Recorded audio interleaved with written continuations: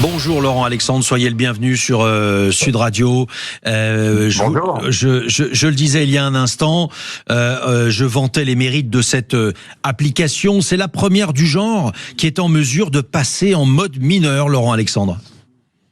Oui, tout à fait. C'est un basculement qui est automatique, c'est-à-dire que le compte ChatGPT que vous utilisez observe votre comportement, vos thèmes d'intérêt et vous fait basculer en mode 13-17 ans automatiquement quand il analyse que vous êtes mineur. Ce n'est pas déclaratif, c'est un mécanisme automatique. L'intelligence artificielle détermine votre âge à partir des interactions que vous avez avec elle. Comment elle le fait? Elle réussit grâce à votre comportement, c'est ça? C'est-à-dire, elle Oui. ne vous reconnaît pas. C'est pas une reconnaissance physique. Ce sont Bien les sûr. algorithmes qui réfléchissent et devinent en fonction de votre comportement, hein. Exactement. Alors, ce ne sont pas des algorithmes, parce que l'intelligence artificielle, c'est au-delà des algorithmes, mais c'est l'intelligence artificielle qui détermine notre âge. De toute façon, l'intelligence artificielle est meilleure qu'un médecin pour faire un diagnostic, elle est meilleure que beaucoup de professions aujourd'hui, donc de déterminer l'âge d'un ado, ça n'est pas très très compliqué pour une intelligence artificielle qui nous a déjà dépassés. Ce n'est pas une tâche insurmontable. Laurent Alexandre, est-ce que finalement c'est pas ça la solution, ces applications qui sont en mesure de basculer en mode mineur? Je mets ça en perspective avec la loi qui a essayé d'être mise en place et qui a été retoquée par le Conseil constitutionnel sur l'usage des réseaux sociaux par les jeunes. Oui, ça pourrait être une solution, mais il y a un débat plus large qui est que faut-il interdire à nos jeunes et à nos adolescents. Personnellement, je ne suis pas d'accord en tant que père de famille pour que un de mes gamins à 14 ans n'ait pas le droit d'aller sur Twitter. Je ne suis pas d'accord pour qu'on lui interdise d'aller sur les pages de modération de Wikipédia qui sont un réseau social également. Donc la loi était beaucoup trop large, elle est très castratrice de mon point de vue, elle est mal calibrée et puis comme vous le savez, elle exige que tous les Français se déclarent et s'authentifient. C'est une atteinte immense à la liberté des Français adultes puisqu'en réalité, la loi supposait que chacun d'entre nous doive s'authentifier quand il va sur un réseau social. Mais le problème de ChatGPT pour les adolescents, il est qu'aujourd'hui, si l'on prend les chiffres américains, on n'a pas les chiffres français, mais ils doivent être comparables, 70% des Américains entre 13 et 17 ans, c'est-à-dire des adolescents, utilisent ChatGPT. Oui.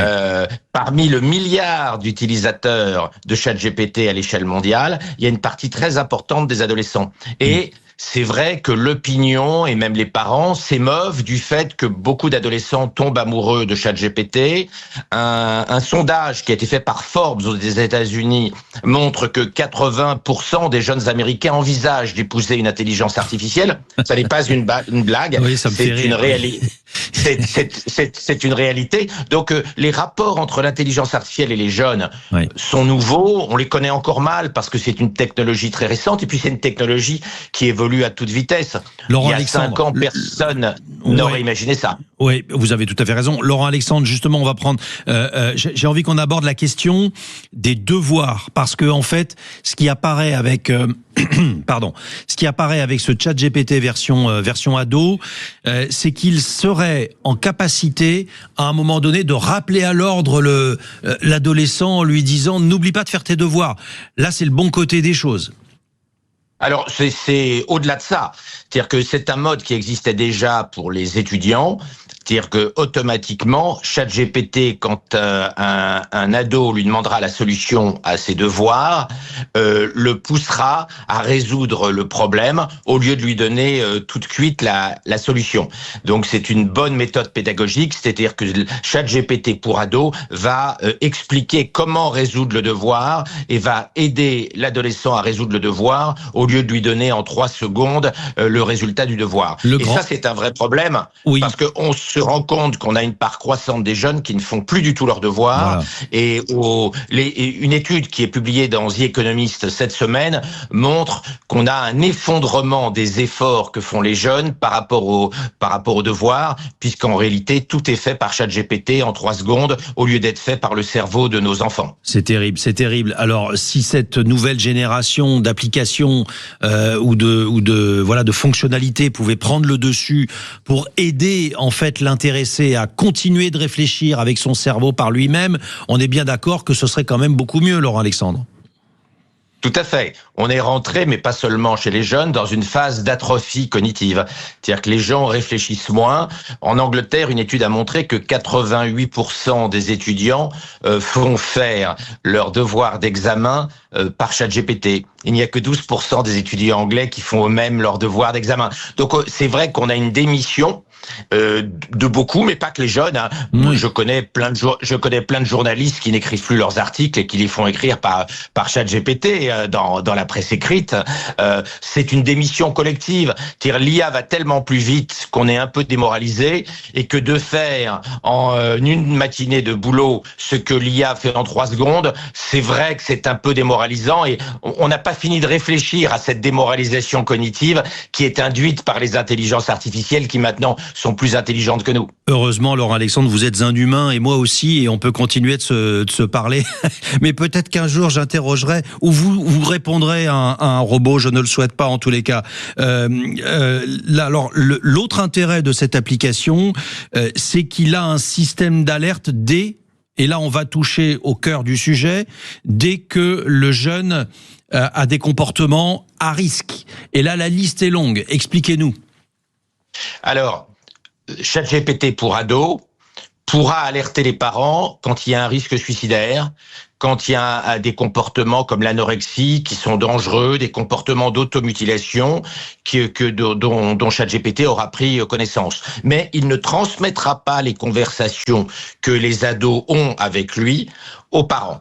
Donc il alertera simplement qu'il y a des drapeaux, des red flags, qu'il y a des drapeaux rouges d'alerte quand ChatGPT repérera un comportement suicidaire, un comportement d'automutilation, etc., etc. Ça, c'est une bonne mesure. Bien sûr, il ne serait pas du tout correct pour les jeunes que les conversations que les jeunes ont avec ChatGPT soient données aux parents. Ce serait aussi insupportable que si les parents se mettaient à lire les journaux intimes de nos jeunes.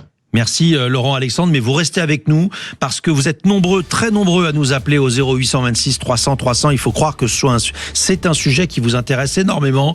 Vous êtes très nombreux à nous appeler ce matin. On est avec Sophie et Lionel dans un instant. Ils ont chacun un avis sur la question. Et Laurent Alexandre, je vous demanderai d'y répondre directement. Comme ça, on instaure un vrai débat contradictoire. Vous restez avec nous. Il est 9h17. Belle matinée à tous sur Sud Radio. 7h10, le grand matin Sud Radio. Sud Radio. Sud Radio, 7h10, Jacques Cardoz. 9h20, on est avec Laurent Alexandre, spécialiste de l'intelligence artificielle, auteur d'un livre qui s'appelle 1000 ans, quand l'IA règne et la mort recule, rêve ou cauchemar. Évidemment, vous pouvez vous le procurer dans n'importe quelle bonne librairie. On parle de cette application ChatGPT spéciale ado. Elle va, c'est ce que je disais, peut-être sauver d'une certaine façon la loi sur les mineurs grâce à des fonctionnalités pensées pour les mineurs. C'est mon opinion. On va justement se tourner vers Sophie et Lionel qui nous appellent. Laurent Alexandre, vous restez avec nous et vous êtes là. Sophie, d'abord, vous souhaitez absolument protéger vos enfants. Soyez la bienvenue, Sophie. Oui, bonjour docteur, bonjour monsieur Cardone, voilà. Oui, il faut protéger les enfants. C'est vrai que dans notre pays, on se demande si c'est vraiment une volonté de la part de nos parlementaires de protéger nos enfants. J'ai écouté les propos donc du docteur et ce qu'il dit, il y a un côté très rassurant et puis un côté qui fait peur puisque moi je pourrais comparer ChatGPT dans son utilisation quand vous remettez une voiture à votre enfant, afin que votre majeur qui vient d'avoir le permis, soit il peut rouler comme un fou avec, et soit il peut prendre sa voiture pour aller d'un point à un autre en utilisant toutes les précautions. C'est un outil très dangereux, mais c'est aussi une source de d'information qui peut. Alors moi, je vais juste vous raconter très rapidement. J'ai eu des affaires juridiques, donc je vais sur ChatGPT, je photographie mes jugements. J'ai une réponse avec une précision de ce que qui me décrypte mon jugement, et puis à la fin, je dis je te remercie pour tes explications, mais cette histoire me mine le moral. Et puis là, ChatGPT me dit mais attends, tu n'es pas toute seule. Et je dis pas que je suis au bord du suicide, mais vraiment je suis au bord du désespoir un petit peu quand même. Ouais. Et là, ChatGPT m'envoie un numéro pour contacter une association de personnes qui voudraient se suicider, enfin avec un numéro de téléphone. D'aide aux victimes, en tous les cas, et aux pensées suicidaires, ouais. Voilà. Donc c'est tellement, c'est vrai qu'on pourrait vite tomber en affection dans ce monde déshumanisé, et on croit qu'on va nous humaniser avec cette machine-là. Et j'ai envie de vous poser la question, Sophie, qu'est-ce que vous avez ressenti à ce moment-là?